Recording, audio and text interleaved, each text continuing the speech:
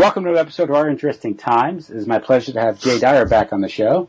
Jay is the proprietor of Jay's Analysis, and he is also the author of Esoteric Hollywood, Sex, Cults, and Symbols in Film. A very important book that I urge everyone to get out, buy, and read. He's also the host of Hollywood Decoded. Jay, I actually had the opportunity to watch one of those episodes recently. I was really taken by it. It was fascinating. Thank you. Yeah, I'm glad we got to put in, you said you watched the Chinatown episode. I'm glad we got to deal with everything from film noir to the occult and Man Ray and Black Dahlia to Laurel Canyon and Dave McGowan in that episode. Yeah, it's two Jays, Jay Widener and Jay Dyer, of course, sitting in two chairs talking about these movies, interspersed with clips and these things. So it's really well produced. Your particular take on Chinatown was interesting. It's this whole idea of, the corrupt origins of Los Angeles with Mulholland and the water wars feeding into the growth of the motion picture industry, which has played such a significant role in shaping the American identity. I thought that was an interesting take on that. Yeah, that's mentioned at the beginning of L.A. Confidential, for example, that the rise of Hollywood was itself, in many ways, a prepackaged ideology to try to sell people on the American dream, which echoes some of what maybe John Adams has talked about before. And also this idea, what I think is always interesting is that some of these, a study or focusing on a particular city like Los Angeles or Las Vegas, or even Disneyland, a fake city. It tells us so much about what's really going on in the world. If you look at the intrigues, behind the neon lights and the glitch, you have all the crime, the murder involved in building the mob, right? Yeah, and the intersection of gangsters, politicians, celebrity entertainers, and these things. So they're all like one. I wouldn't say one syndicate, but they all interact with each other to produce Americana.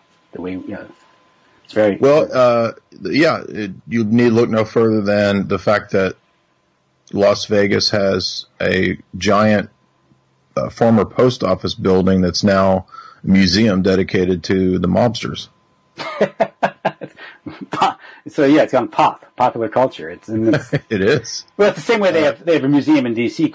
dedicated towards spying, intelligence, and yes, and I've been very to both close. Of these. They're very telling. So they're very close. So yeah, so I urge anyone to go out and catch those shows. The Gaia Network, and it's really a fascinating show. They vary in time. This one was like 45 minutes, if I recall. I think the Chinatown was 30. No, it was close to 30. You're right. It was it was. I think the Matrix one might have been 40, 45, but yeah, they're always 45 to 30 minutes. So that's Hollywood Decoded.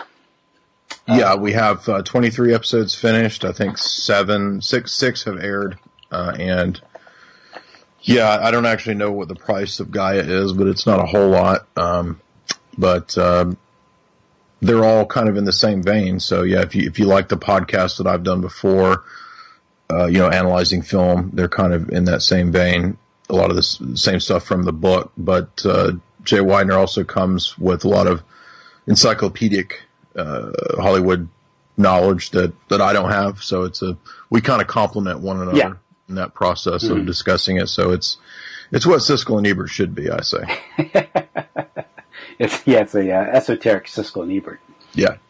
So tonight, well, you've started I guess I wouldn't call it a series, but a certain, I guess, you're focusing on globalist books, revelatory books, right. And fairly recently, you did one, this addendum to Tragedy and Hope, the Anglo-American Establishment, and you followed up with Game of Nations by Miles Copeland. Right. And then you also had an interview, or you did an episode where you talked about Dugin, this Russian philosopher, this fourth-wave political theory, which some could say is sort of a reaction to the Anglosphere globalism, which I thought it might, if we talked about these three tonight, it did blend well in a coherent conversation. So, sure. How do you want to start? Do you want to start with Quigley? Yeah, so, this is, as you said, just the addendum to Tragedy and Hope. As I understand it, was published later.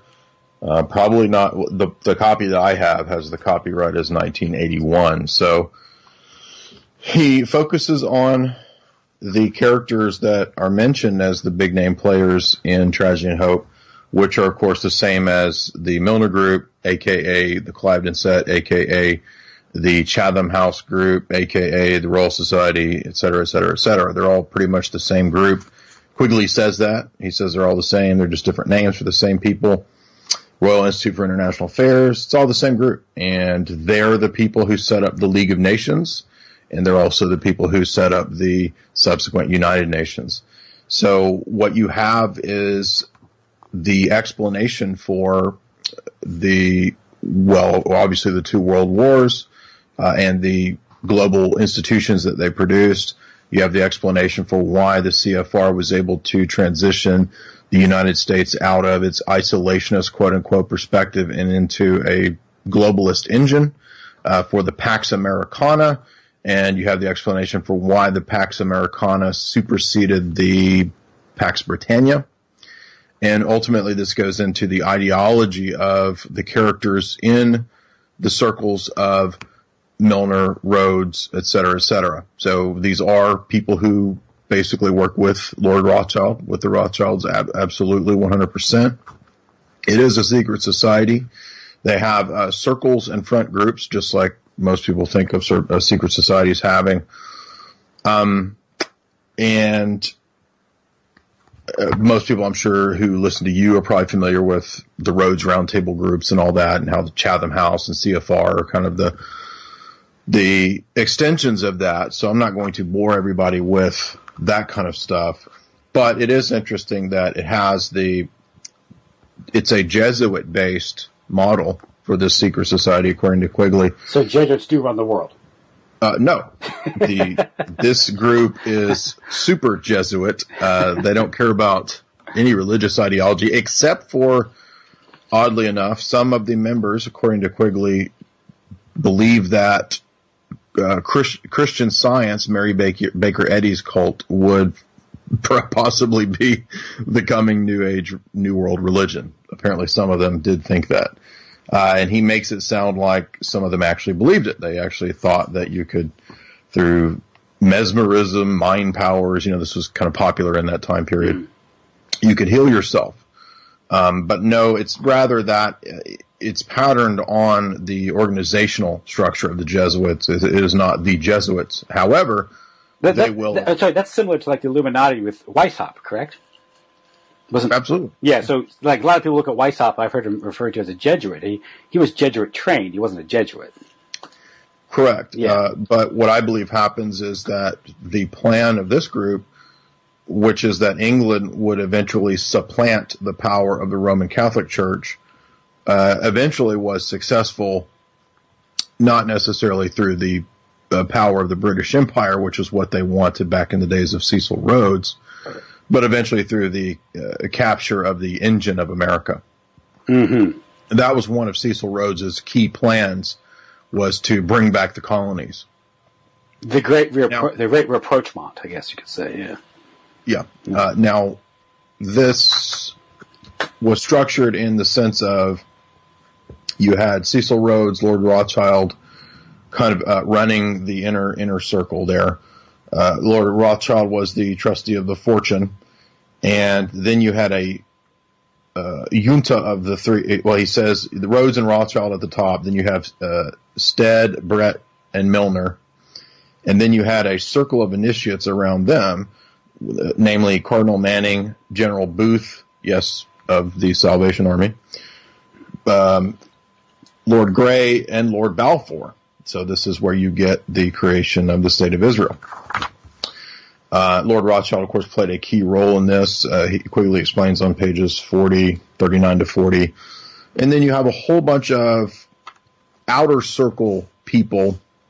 I believe he says a couple thousand that would be involved in the Royal Institute for International Affairs. And so this is essentially all done through Eton and Cambridge and Oxford. This is the three schools. Mainly from Eton and Oxford is where the people are recruited into this. And in the early stages, as we said, it was recruitment into the ideals of the British Empire. And so the idea was just kind of, look, this is the best model for running the world. It's what produces a civilized society. It's what raises the third world savages and barbarians out of their misery. It's just the natural order of things. It's the white man's burden, right? This is the age of the Darwinian origin of species, which has the Anglo-Saxon, of course, at the pinnacle of the evolutionary process, the favored race among mankind. And I should add that I don't think that it's accidental that this is the ideology that develops in England after the Reformation and their apostasy. So you have at the time, of course, of Henry VIII, right, the creation of the Anglican Church with the king as the head. And it's very well documented. It's not even, I don't think, controversial. I wrote back in my grad days several papers on the occultic and Gnostic influences of the British Empire, and particularly into the characters of courtly figures like Edmund Spencer, Ben Jonson, John Donne. All these people are really into Hermeticism and alchemy. And the only reason I bring all that up is that the mythos of the British Empire is a kind of Gnostic mystical imperialism. This is detailed in the book by Gould and Fitzgerald, Mystical Imperialism, right? Invisible Empire, about Afghanistan. So one can debate whether, to what degree they really believed in these ideologies or whether it was just an imperial myth. I think that some of these people really do believe their own propaganda. Some of these people, again, this is because, for example, Darwinism, which is, again, a creation of the Royal Society and British imperialism, Darwinism is not a scientific theory. It is actually a philosophy, as many critics who are scientists have actually pointed out.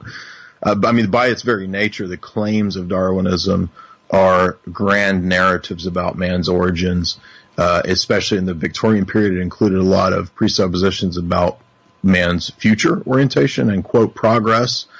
But the scientific nature, by definition, which is a tool of investigating the natural world, that cannot in itself tell you any kind of qualitative value judgment about man being lesser in the past and greater evolved in the future. By definition, it can't do that. That's like saying, that it's like it's a tool for investigating the natural world, and a tool doesn't give you an explanation or a grand answer to things. If you can stare at a hammer all day long and it doesn't tell you about man's origins, and it doesn't tell you about where man's going in the future. It's a hammer. It's a tool. So in the same way, the scientific method is that. But I think that the British imperial characters, and the more that I read them, Russell, Huxley, Charles Galton, Darwin, who I've also been reading his book, The Next Million Years, Bertrand Russell, etc. The more that you read these guys, the more you see that they are very invested in this myth, and they're very adept at propaganda, and they are the propagandist for the guys that I'm telling you about. They're the propagandists for the inner circle of the Milner, the Rhodes, the Rothschilds, et cetera, et cetera. So this is the real Illuminati. You could say, well, what about Jewish power and influence? Well, there's an interesting section in Quigley's book about the partitioning of Palestine. And Quigley is very candid about the various characters in the Royal Society and in the Milner Group, the Clivian set, et cetera, who they really didn't care either way. They didn't like Zionism or Judaism any more than they liked Arabs or disliked Arabs. Some of them had an affinity for Arab culture. Some of them might have been more Judaic in their interests, maybe through intermarriage. But he argues in the Zionism chapter that there really wasn't a, quote, racial motivation in the partitioning of Israel, but that rather it was pretty much imperial politics, and that it was a chess piece. It was a geostrategic location, much in the same way as Miles Copeland will describe Egypt as a geostrategic location.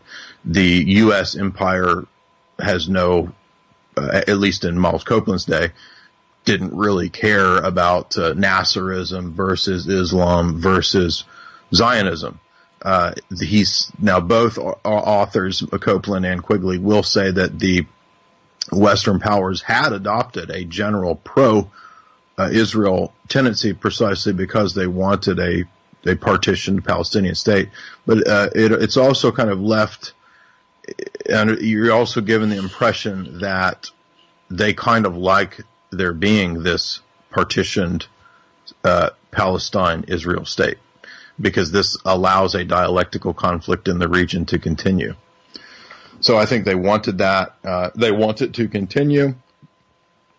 And I think that's kind of a distraction that people get wrapped up in obsessing over some side of some conflict, 2,000, 3,000 miles away that doesn't have anything to do with their daily lives.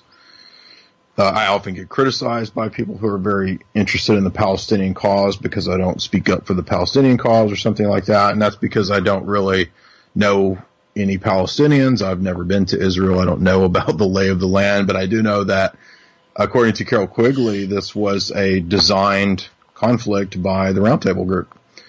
So that much I do know. Anyway, so I found the Zionism chapter very enlightening. But there's all kinds of facts. I mean, you can really go on and on and on. You've got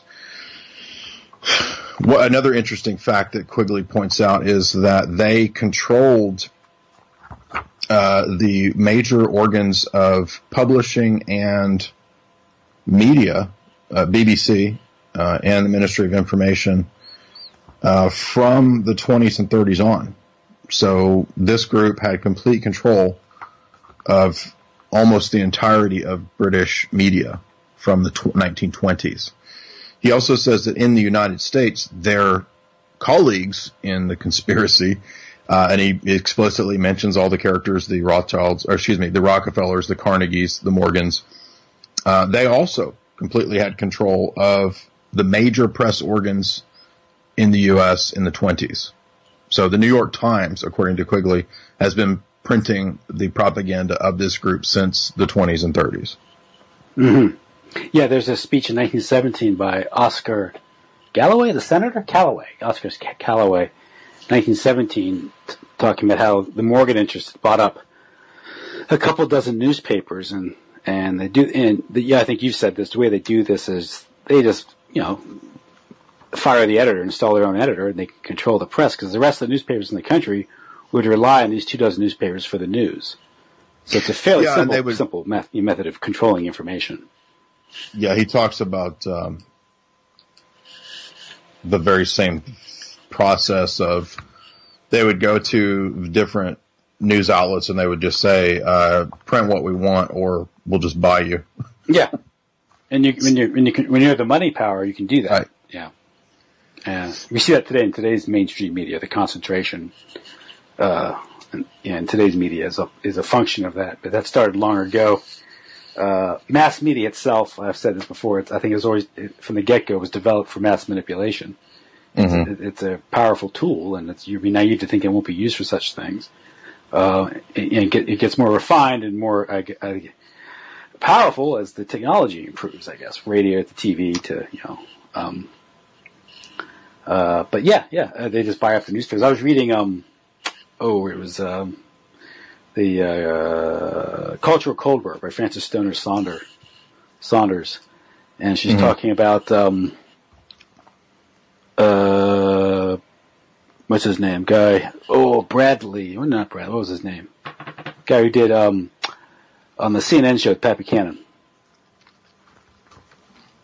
He was the liberal. Oh, I know. I mean, I'm familiar with that, but I didn't watch that back then.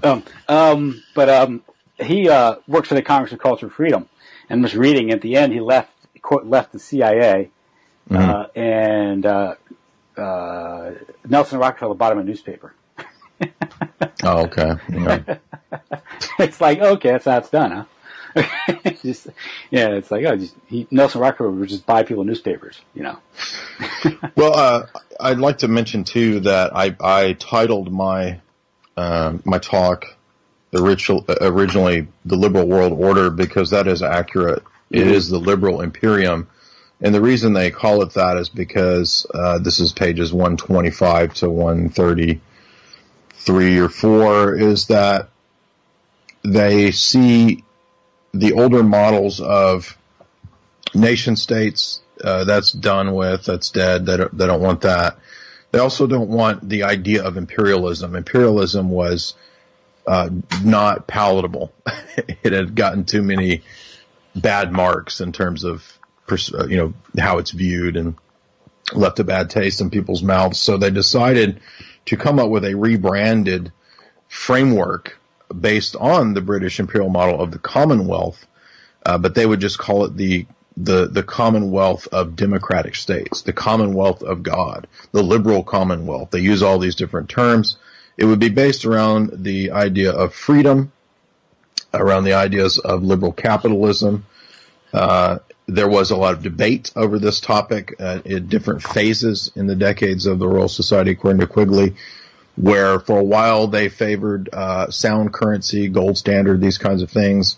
Then they later shifted away from that to different models of, he says, eventually monopoly capitalism.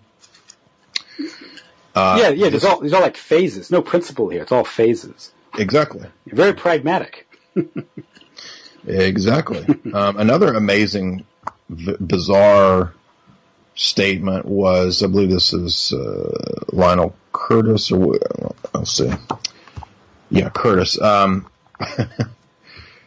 This is, I think, sums it all up. This is under his idea of the Commonwealth. Curtis says, the idea that the principle of the Commonwealth implies universal suffrage betrays the ignorance of its real nature. So he's saying, no, don't mistake us for merely saying that we're here to give everybody voting rights. We mean much more than that. That principle simply means that the government rests on the duty of the citizens to one another. In another work, he explains, as sure as day follows the night, the time will come when the dominions will have to assume the burden of their whole affairs. For men who are fit for it, self-government is a question not of privilege but of obligation. It is a duty, not an interest, which impels men to freedom, to duty, and not interest. It is the factor which turns the scale in human affairs. India is included in this same evolutionary process. A despotic government might long have closed India to Western ideals, but the Commonwealth is a living, evolving thing. It cannot suffer any part of it to remain inert. To live is to move in every limb. Under British rule, Western ideals will continue to penetrate and to disturb all of Oriental society. And whether the new spirit ends in anarchy or leads to the establishment of higher order depends upon how far the millions of Indians can be raised to a fuller and more rational conception of the ultimate foundations upon which the duty of obedience to the government rests.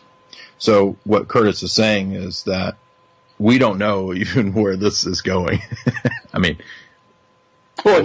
ultimately they do, but he's saying that the evolutionary process of democracy is such that, just like evolution, it's a principle of freedom, that it will disturb and destroy all of the despotism, quote unquote, of the East. In other words, our ideology will be a virus to wreck all the existing orders of other countries. And it's interesting because when we get to Dugin, you'll find the exact same statement made by Pentagon Army strategist Stephen Mann, when he says explicitly that democracy is a virus to destroy other cultures. Yeah, and Curtis there is enshrouding in language that we superficially might find appealing.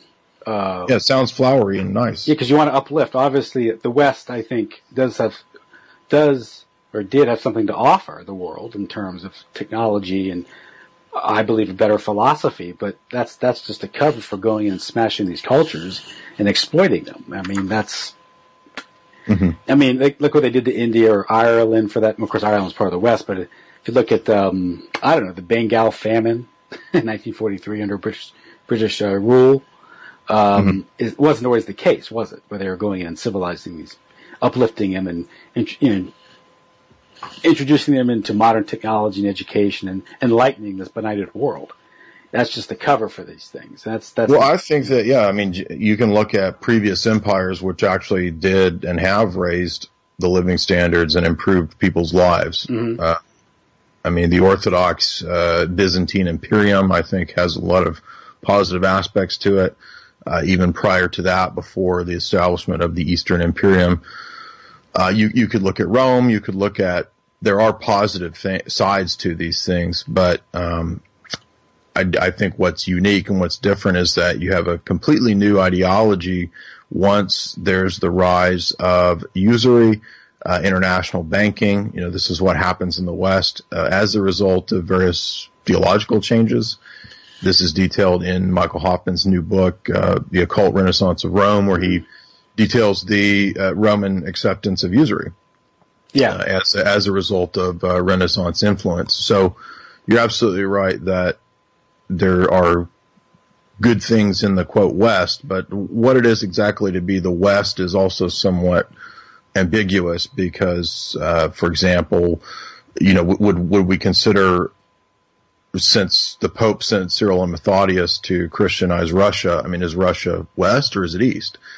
So, you know, many people have, in terms of ideology, classed Russian Orthodoxy and Russian civilization as part of the West. Yes. China, well, obviously that's not West, that's Far East. But so it's just kind of difficult to. I'm not accusing you of that. I'm just saying that we've, to make it very simple here, as we pointed out when we did our Quigley talks. Quigley says that what the 20th century had the effect of doing was removing the idea of an imperial authority, be it the Holy Roman Empire, or Russian Orthodoxy, or the Orthodox Imperium, which is what you see in the first 1,000 years of Christianity. The first 7/8 ecumenical councils are all called by the emperor. Mm-hmm. That's all been destroyed post Constantinople falling to Islam, post, with exportation of Bolshevism, et cetera, to Russia. So that's been wiped out. The German threat has been wiped out. Russia has been wiped out. What you have is just the dominance of what Lionel Curtis is talking about, which is the force of liberalism. And again, we mean here classical liberalism from Smith, Ricardo, John Locke, Jefferson, these characters. Yeah, the Newtonian world where it's I think it's been described. You know, it's all inertia and gravity. And there's no philosophy, no teleological meaning to the universe. And, exactly. And in that universe, you can justify anything, and they have. It's just an exchange of units, and energy is just the exchange of matter from one state to another state. Mm-hmm. Right? The movement of matter movement of atoms and molecules from one place to another place. That characterizes everything. Therefore, the entirety of reality and life is nothing but monetary transaction, because monetary transaction is just transactions that symbolize the movement of units from one place to another. Because ultimately there's no purpose beyond the phenomena themselves. And that's absolutely why I've always been completely opposed to Newtonian atomism, but you're never told. I was just reading Bertrand Russell's Scientific Outlook, and he cites the three heroes of modern, quote, scientism. You would think that there's nothing else going on in the world except for Galileo, Newton, and Darwin. These are the only three characters that matter. Of course, I guess Marx matters a little bit later on. Explicitly matters to Russell and H.G. Wells, who are big fans of Karl Marx. But yeah, you're not told. What about Newton's Hermeticism? Newton is obsessed with alchemy. I believe it's in Tel Aviv, where all of Newton's alchemical writings are stored in Jerusalem. So Newton was not this pioneer of rational materialistic scientism. He was this bizarre weirdo occultist. And so his philosophy of atomism is 100% occultic gobbledygook. And that, of course, that informs the development of finance. You know, the alchemy of alchemy of banking, the alchemy of finance, how it's further and further removed away from any economic reality. Yes. And the money itself is used as a tool of extraction and exploitation. The money that they make us all use at the point of a gun, because you have, currency laws, that make us accept it. There are all types of policies, military policies, enthroned the dollar as a world reserve currency, and that leads to all sorts of exploitation, which is hard to to take notice of or to recognize from the standpoint of the everyday consumer or common man. The petrodollar, these things, and how this exploits labor, and this gets into usury and the rationalization of exploiting cheap labor, how that leads to the deindustrialization of the United States and the exploitation of cheap labor that is provided by these various wars of destabilization and civil war that the British and American intelligence agencies foment constantly around the world for the benefit of Standard Oil, or United Fruit, or Nike. No, it's for the benefit of the free peoples of all races, tribes, cultures, and societies. And if you point this out, people call you a communist. Yes, I've had such a long, hard, upward battle with, for example, family members trying to explain this for a long, long, long time. Corporations are not free market. Corporate personhood is not a free market concept. That's a legal fiction dreamt up by some judges. Right, but I think that where we may disagree is the fact that the free market came about as a means to move into the phase of an older form of internationalism. It can't exist. Say what? The free market cannot exist.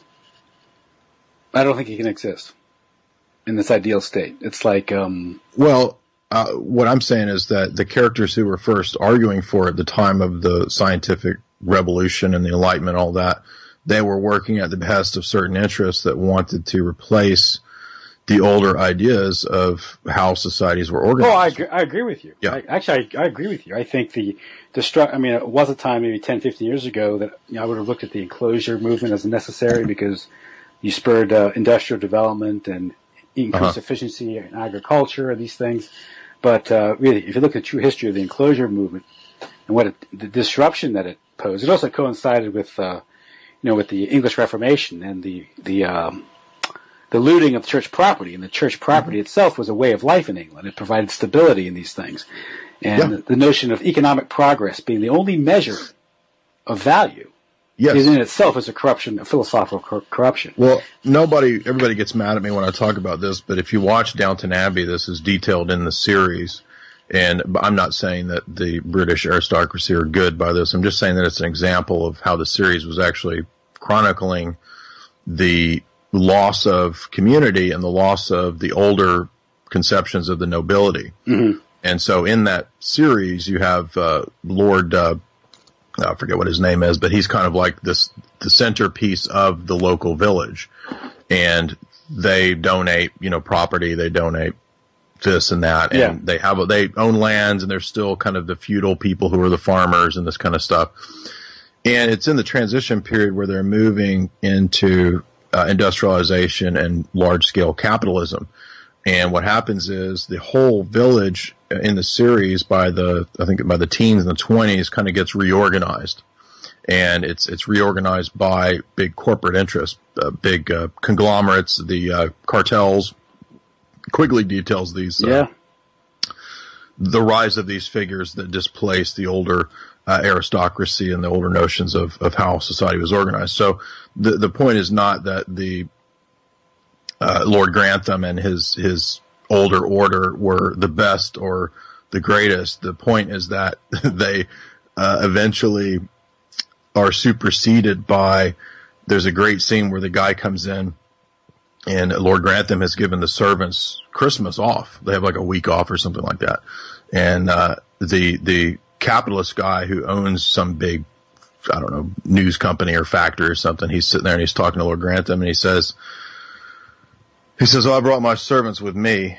And Lord Grantham says, you haven't given them Christmas off?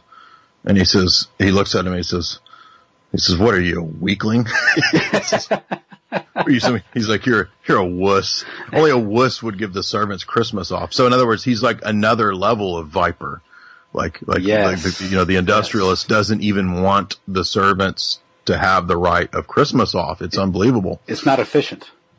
Exactly. That's his whole point. It's like, he's like, don't you want to, if you're going to compete in the modern world, you've got to be efficient. And so anyway, I digressed off into that one. Yeah, it's cold. It's cold. It's almost like these corporations have no sense of noblesse oblige. Whereas this, and I mean, like you said, the old order wasn't perfect, but what's replacing it? And the ideology of liberty and economic freedom and free trade is being used as a solvent or a trick to get people to accept this new order. But in the final analysis, are people better off? And well, see, that's the thing. What's interesting about that series is also all of these other ideas that are concurrent with the rise of the industrialists. Another big theme in the story is feminism, suffrage, women's rights, and all this. Mm-hmm. And 3 or 4 of almost all of his daughters fall for it. Mm-hmm. They're all into the suffrage and the feminism, and one of them marries a young guy who's a radical RIA. He's like a Republican, Irish Republican guy, mm-hmm. socialist. And then when he's first introduced to the family, he's a very radical guy who wants the Bolsheviks to succeed. So then when they start bringing in the white emigres who had to flee the Bolsheviks to defeat them, he kind of changes his tune, and he realizes that the idealistic socialist revolution that he hoped for actually just led to millions of people dying. The daughters begin to realize that the suffrage and feminism that they were getting into was really part and parcel of the destruction of their whole lifestyle and community that they had known for centuries. And that's what's so tragic about the series, is that they were being sold these ideas through the big monopoly capitalists, and unfortunately through these very figures that we're talking about, the Lionel Curtises and the Inner Royal Society clique, who had already adopted the world technocratic socialism that we're discussing. And yeah. There's these scenes where Lord Grantham can't understand why this is happening to England, and I think that if you could, I mean, I understand he's a fictional character, but if you could transplant him to go speak to Lord Curtis or one of these other characters, he would be told, "Oh, we don't care about England." And that's exactly what Lionel Curtis says. He says, "Don't think that any of this has anything to do with the English people. We could care less about the English people." And that's what I think a lot of the people couldn't fathom. They couldn't fathom that there would be an international clique that had absolutely no concern, and in fact a complete hatred for England. And that would include the other nobility. Yes, yeah. And you could gather that from the Battle of the Somme. From what? The Battle of the Somme. World War I. When 100,000 British soldiers were killed in 2 afternoons, they had no concern for British skin. They had no problem dumping them into the trenches and having them go over the top into automatic weapon fire.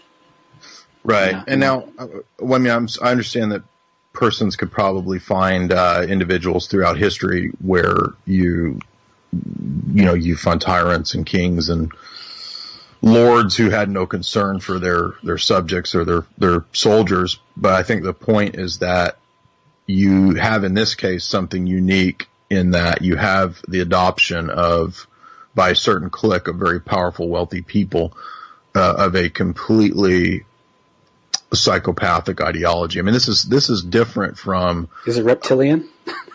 In many ways, yeah. Yeah. This is different from a tyrant. This is different from a guy who's, a boss hog or whatever. This is a clique of internationalists who are committed to a scientific technocracy. Yeah. Even back then. Mm-hmm. And they're internationalists. Their obsession with cybernetics, these things, yeah. Well, Wells in The Open Conspiracy says that that all the nation states are eventually going to have to die away, and you're just going to have to accept it. And he says a lot of people are going to die not wanting to accept the end of the nation state, but they'll just have to die. Sorry. Mm-hmm. And there's the ideology of universal suffrage. I mean, you give women this thing called the vote, give them a few cigarettes, and and that's it. That's liberty. Well, what's funny is that it's the guys of the Royal Society who are saying we're going to give universal suffrage Does anybody actually think that the votes of the masses influenced in any way the Royal Society? No, of course not. No. So the irony is that you can basically deduce. Quigley actually says that voting is essentially worthless, and there haven't been real candidates in what is probably a century at least. Well, when he was still alive, before he was uploaded to the higher consciousness, David Rockefeller, I heard it phrased this way: if you believe in democracy, you think that your vote is as important as David Rockefeller's. Exactly. It's a dollar. We have democracy called dollar democracy, meaning the more wealth you have, the more power you have. That's even the wealthy are powerless in the final analysis. We're talking about the oligarchs. Right. Who don't count their money in terms of dollars because that's in itself is part of the scam, the currencies. But they control resource. In fact, the thing about the families like Rockefellers is they've actually mastered the ability to control things without owning them, so they don't have to pay any taxes. It's like the foundations, right? Right. The World Wildlife Federation. These things, they're conservation, Gender 21, these things. That's how they operate. That's what's his name? The Canadian who Rockefeller promoted. Maurice Strong. Yeah, Maurice Strong. He's a great example of one of these guys. Sure. Through conservation, taking over water, and they target really physical resources. They're big into like extraction and property and land. They own lots of land. And this is why people fall for FDR. FDR was just a tool, a stooge for these kind of guys. Public works projects. We talked about this in Quigley. There's a whole chapter where. And you talked about it in Hollywood Decoded, right? That's a part of that big scam. Yes, the Chinatown episode, which is the public works projects of L.A. Ultimately, were a scam for privatization. Yeah, they get the taxpayers to pay for it, then it's. Yeah. Exactly. And even today, you're talking with like the World Bank will finance development, supposedly to help everybody. Of course, like you said, like the tower in Cairo, where maybe some money was devoted to it, but I'm sure 90% of it was stolen, just like the money at the Pentagon was stolen. Oh yeah, it went into Nasser's pocket. Yeah, Nasser's pocket and other people. It's in Swiss bank accounts. But one thing it does do is it does pay for infrastructure development, paid for by the taxpayers of the world. And then the oil companies or international corporations come in and use that infrastructure instead of building it themselves. Right. Yes. Exactly. Socializing. It's the same way they do with the intelligence agencies. If you want to boil down the function of the various intelligence agencies, whether it's Mossad, CIA, or British intelligence, it's a way to socialize risk and privatize profit. Privatize profit. Same with the Pentagon. Right? I mean, it's, I don't think you don't have to be a leftist hippie to say the Pentagon works for corporate interest. I mean, come on. I think anybody with common sense should be able to figure that out. I mean, the F-35 fighter. I guess it's Lockheed that's making that. If you own stock in that, then that's a good program for you. Yeah, and I think that people miss this when it comes to something like North Korea. North Korea, a lot of money is made over North Korea. There's not going to be a real war. There's not a real threat there. But this news gibberish that goes on every year with this stuff is directly related to defense contracting and the purchasing of weapons. Yes. And it's done because people are convinced by the ridiculous B movie that the mainstream media plays in relationship to the nuke threat. Yeah. So then Congress says, oh, well, we got a threat. We got to purchase some new ABM technology and we'll contract that out to Raytheon or whoever. We better build a 14th aircraft carrier. Exactly. I mean, which is useless against any power that has Silk War missiles. It's a huge target. But it looks cool. You can go to one of these aircraft carriers get a tour. Well, this is brings into question the whole Nuclear Security Council, which is the auspices for why the UN even exists. And recall that it is the Royal Society, the Cliveden set, the Milner Group that set up the League of Nations and United Nations under the auspices of policing the nuke threat. So Kim Jong-un, Castro and his nukes, right? You start to notice the pattern that these supposed nuke threats really service the globalists quite well, much in the same way that the rogue terrorist services the globalist, the Bin Laden, right? Yeah, that's the interview I had a while back with the Collins brothers about the H2Ls, the bomb, the cult of the bomb, and proliferation. Right. How really the oligarchs, the Illuminati, if you will, actually want to promote. And there's evidence for this, by the way. That was revealed by one of the reasons why they thought what's her name, the Pakistani prime minister, was assassinated, because she revealed Benazir Bhutto. Yeah, is that the CIA was actually promoting proliferation for the purpose of creating the fear of the nuke threat to legitimize collective security, whatever you want to call it, and that goes back. That's on their article. This is the AQCon. The AQCon network, yeah. And now they're saying what happened was the CIA winked and nodded at it in support of the Afghan war in the 80s, but even they say that's probably just an excuse because the bigger picture is the issue of the proliferation of the nuclear bomb, and how that was developed from the get-go, according to their article, was to create a world government, the fear, because obviously the existence of such weapons would necessitate world government. And some of the spying scandals you had, particularly the Green Glass Network and the Rosenberg case. And these Rosenberg's, yep. These were different factions within this group that thought that it was either Pax Americana or like a global system that was going to do this. And, people wanted to immediately give the bomb to the Russians as opposed to good faith. And this was this leftist element. And they're the Pax Americana who thought the world could be brought under the world government under American tutelage. There was the internationalists versus the nationalists, and these factions within this oligarchical clique. But it's hard to say which one it was. But yeah, you're right. The suggestion of such a weapon is a pretext for world government. Well, we know that. I mean, Quigley is explicit about that, and the really amusing part of this folly is who came up with that, and that is Bernard Baruch. Why is a banker coming up with the plot to erect the world government's, the UN Security Council on the basis of nukes? I've always found that interesting.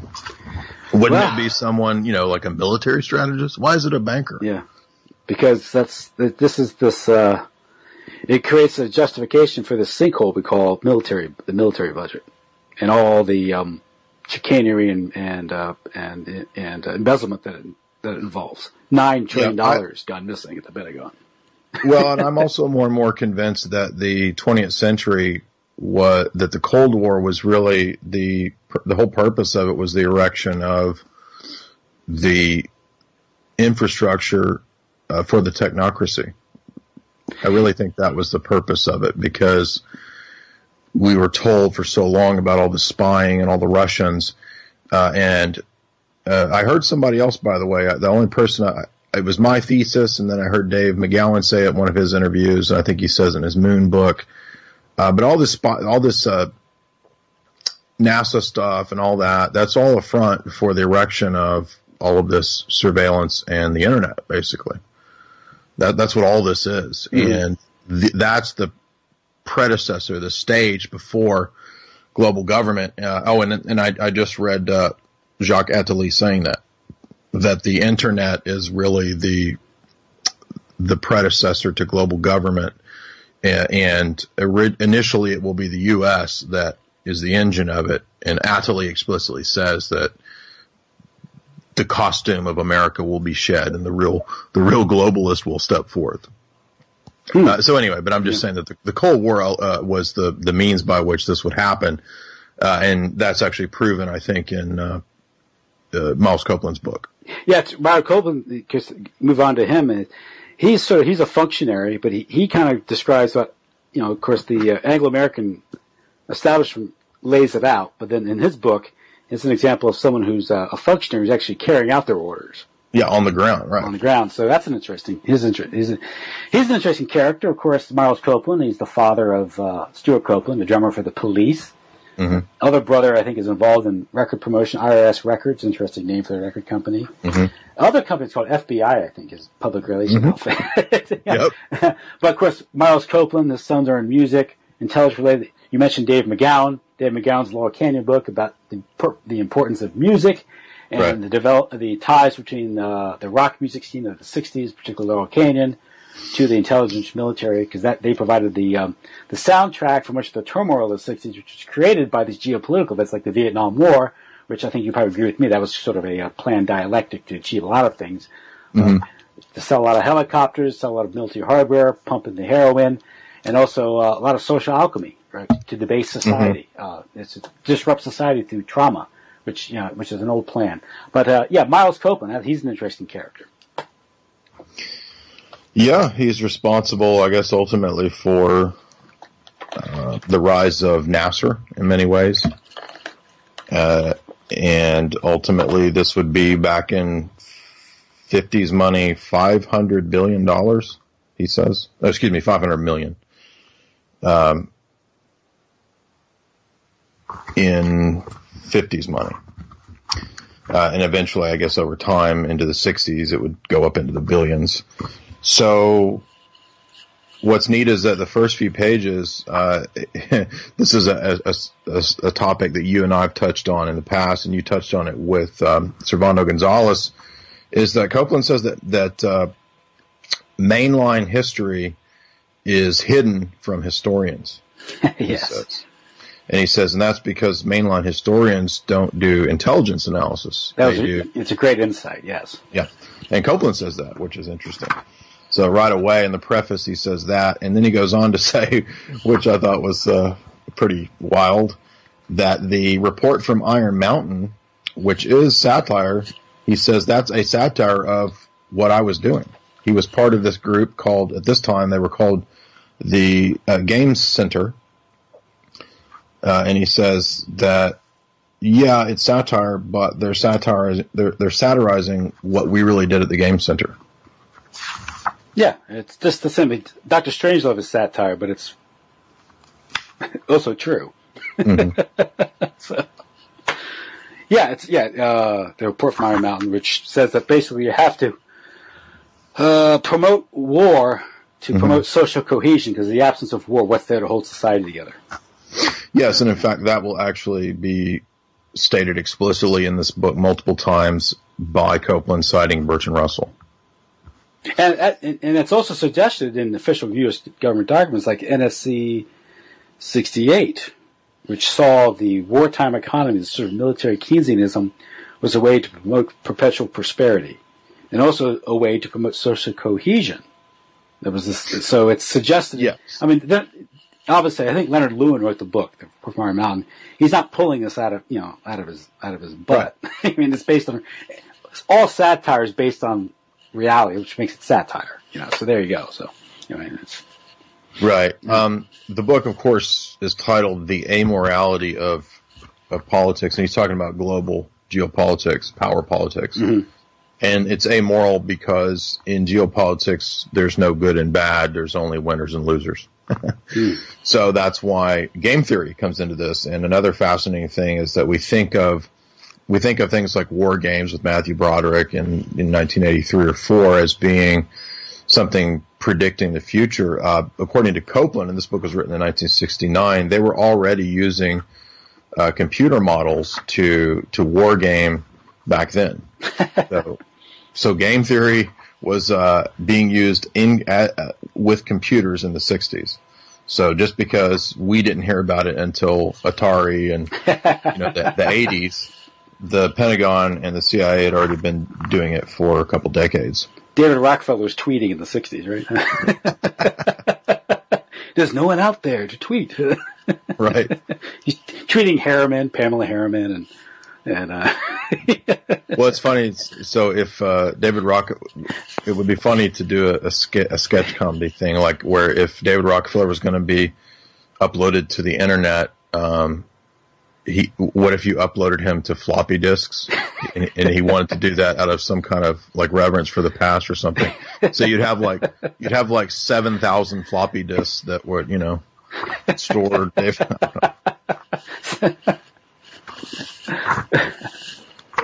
He's up there on the mothership somewhere. Right. Yeah, so this book is confusing. You should read it. I think you would really find it fascinating because you don't really get a clear picture of, and maybe that's because they weren't sure exactly what they wanted to do with Nasser. You get the impression that it was kind of a wargaming scenario. Mm-hmm. And I think that what the thesis of the book is that that in some cases the CIA might want an apparently independent actor. Yes, like a Castro.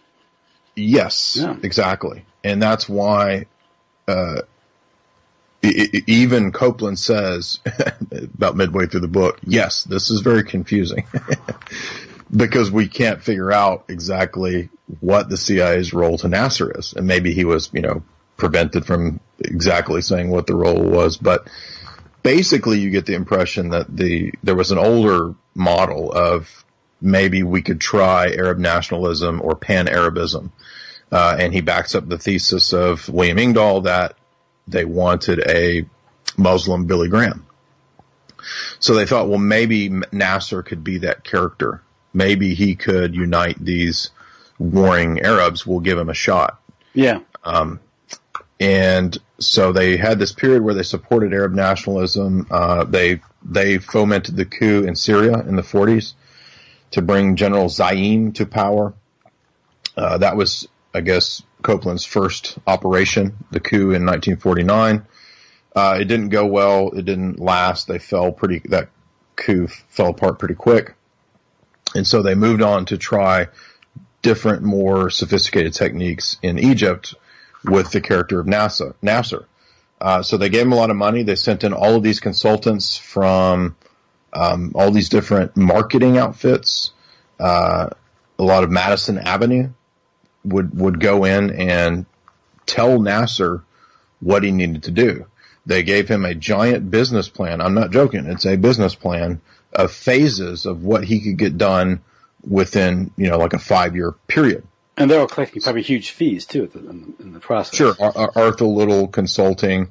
I think, I can't remember if he mentions Walter Lippmann or not, but it's that kind of stuff. Well, wasn't Copeland's cover a consultant? Yes. Yeah. So he was, because he officially left the agency like in the mid '50s or something. Mm-hmm. And so there you go. Right. Yeah. And one of the most telling sections is page 119 to 21, where he discusses the 5-year plan. So Nasser had a 5-year plan. The consultants told him that it wouldn't work. And what they did was they actuaried Egypt out to the year 2000. And they had figured out that I'm not joking, in order to implement population control and birth control, it would take till about the year 2000. And the reason for that is that they would have to bring a period to where Egypt would be industrialized and experience a lot of economic growth and surplus, and then they could introduce the birth control and population control, but only after the economic success and excess. Sounds like the United States. Exactly. So this is a big admission, a big puzzle piece into figuring out that the long-term goals are really what matters.